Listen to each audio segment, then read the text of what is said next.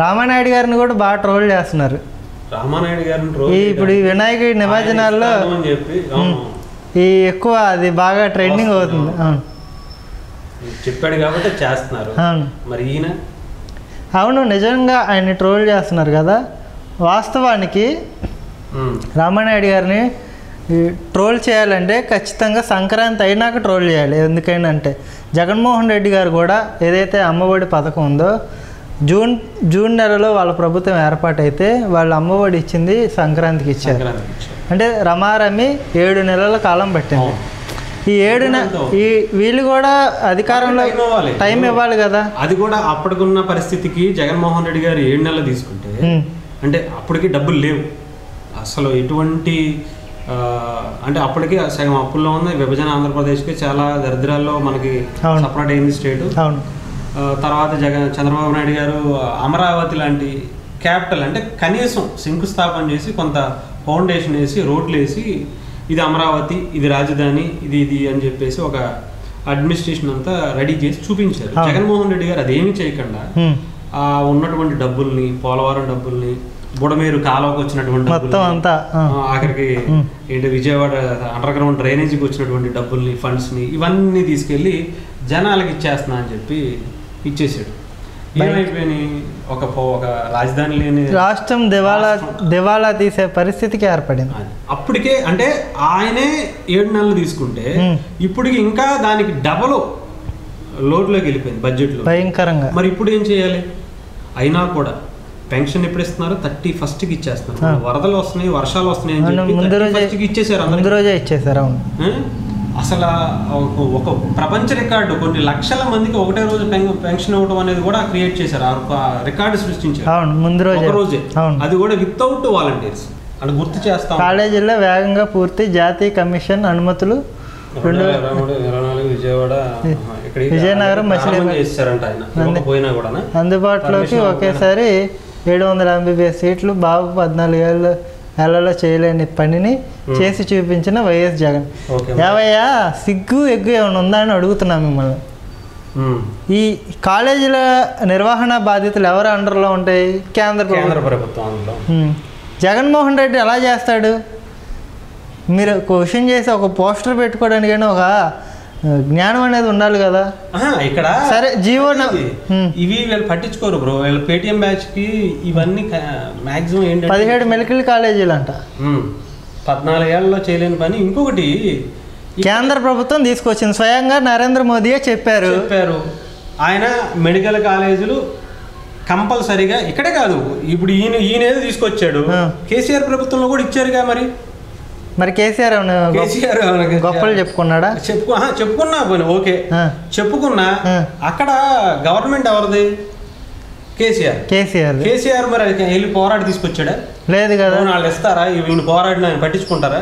పట్టించుకోరు. రాష్ట్ర ఇచ్చేస్తుంది. దేశవ్యాప్తంగా అక్కడ ఉన్న ఎవరికి వాళ్ళ పరిస్థితులకి అక్కడ జనాభా ప్రతిపాదికన వాళ్ళకి ఇవ్వాల్సినవి ఉండాల్సినవి జిల్లాకి ఇచ్చేస్తారు కదన్నా. భౌగోళిక పరిస్థితుల రీత్యా అక్కడ కాలేజీ అవసరం ఉందా లేదా అనేది కేంద్ర కమిటీ బృందాలు ప్రత్యేకంగా వచ్చి విజిట్ చేసి ఓకే తమిళనాడుకి ఇస్తారు, దేశవ్యాప్తంగా ఇస్తారు. ప్రత్యేకంగా మెడికల్ కాలేజ్ ఇచ్చేదేంటి? అవసరాల రీత్యా ఏర్పడతాయి. పోనీ మీరేమన్నా కేంద్ర ప్రభుత్వానికి ఏమైనా లెటర్ పెట్టారా? ఏమైనా జీవో ఉందో?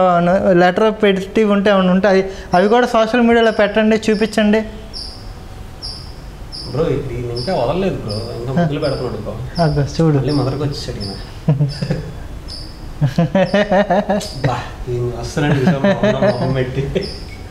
పక్కన అందరు రియాక్షన్ చూడు. ఏం చేస్తాడు కంపెనీ మళ్ళీ లిప్ లాక్ సీన్ రిపీట్ చేస్తాడు.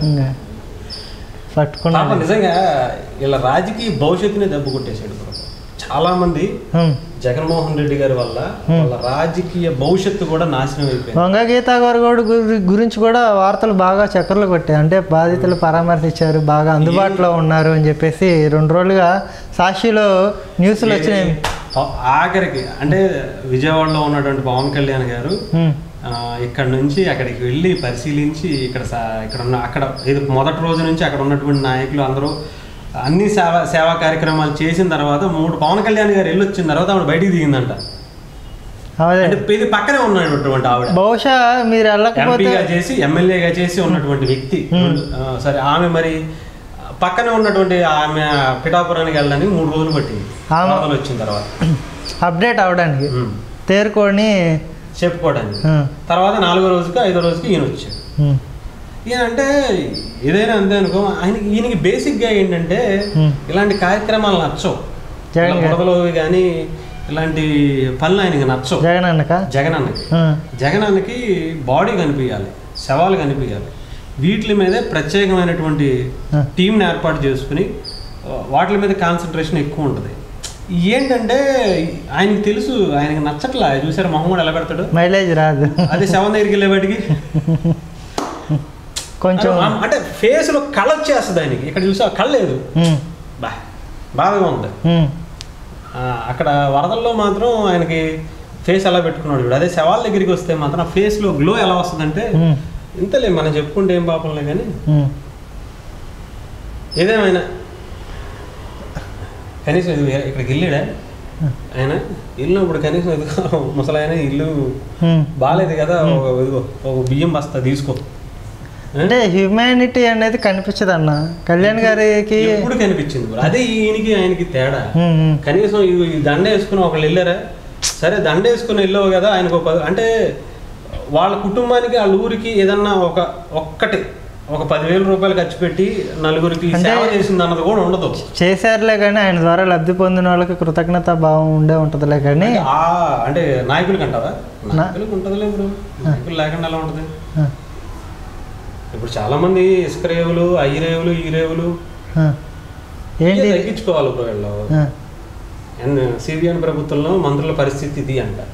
ఏంటి పరిస్థితి ఏంటి, ఇందులో ఏమో తప్పు ఉంది? అక్కడ నాయకుడు ఆయన కూర్చుంటే ఇక్కడ నార్మల్గా కూర్చున్నారు. ఇది టాపిక్. మరి జగన్మోహన్ రెడ్డి గారు పైన కూర్చుంటే కింద కూర్చున్నారు చాలా మంది మంత్రులు. అప్పుడు ఎస్సీ అని చెప్పి అసలు ఎమ్మెల్యేలకి అపాయింట్మెంటే కాదు, మంత్రులకి అపాయింట్మెంటే ఉండేది కాదు. వీళ్ళు మళ్ళా గురించి చెప్తున్నారు, మర్యాదల గురించి మాట్లాడారు. ఎంత దర్జాగా వాళ్ళు అంటే కాలు మీద కాలేసి కూర్చోటానికి అందరూ కూర్చోవచ్చు. ఇదిగో ఇక్కడ ఈయన కాలు మీద కాలేసి కూర్చున్నారు. ఇక్కడ చూడు, ఇదిగో ఇక్కడే చైర్మన్ మా వాళ్ళు ఈ కుర్చీలో కాకుండా ఇందులో కూర్చున్నాడు. దీన్ని ఎలా పరిగణలో తీసుకుంటారు? సర్లే, వాళ్ళ దళితాలు మనం చెప్పుకుంటే టీడీపీ ఉండాలంట. ఈ తగ్గించేసుకుని ప్రజల సమస్యల మీద ఎక్కడైతే ప్రజలు ఇబ్బంది పడుతున్నారో వాటి మీద దృష్టి పెడితే బాగుంటుంది. ఇంకా మీ ప్రతిపక్ష పార్టీగా మీకు కూడా గౌరవం పెరుగుతుంది. అంతేగాని మంత్రులు ఎలా కూర్చున్నారు, జగన్మోహన్ రెడ్డి గారు ఎలా వచ్చారు, అలా వెళ్ళారు అని చెప్పేసి ఇవన్నీ చేయడం వల్ల నో యూజ్ అనుకుంటున్నా. అస్సలు యూజ్ లేదు చెప్తున్నాగా.